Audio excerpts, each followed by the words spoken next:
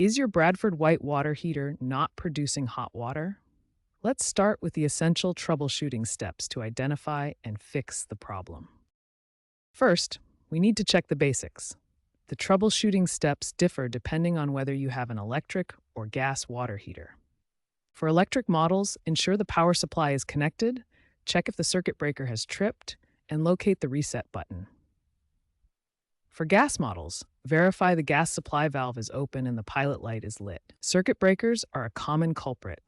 If tripped, the switch will be in the middle position or completely off. Simply flip it fully off, then back on to reset it.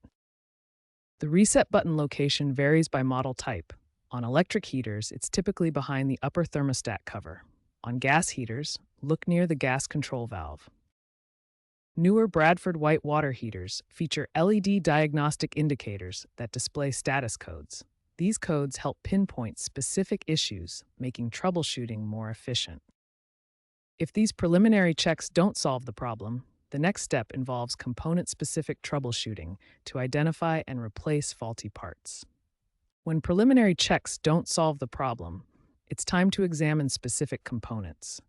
We'll cover electric and gas heater diagnostics, plus common issues like sediment buildup. For electric water heaters, start by turning off power at the circuit breaker. The most common issues are faulty heating elements or defective thermostats. Use a multimeter to test each heating element for continuity.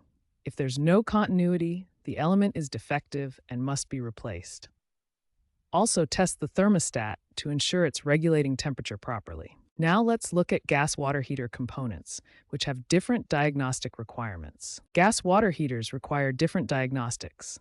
First, ensure the pilot light is lit and the gas supply has adequate pressure. Check that the ignition source is working properly. If gas supply and ignition are good, but there's still no heat, the gas valve assembly may need replacement. Beyond component failures, there are common maintenance issues that can cause heating problems. Sediment buildup at the tank bottom reduces heating efficiency and can damage components. Flush the tank at least once a year to remove accumulated sediment. A broken dip tube can cause lukewarm water by allowing cold water to mix with hot water at the top of the tank. This component needs replacement when damaged. If you're uncomfortable performing these diagnostic steps or the problem persists, contact a qualified technician. Some repairs require professional expertise and specialized tools.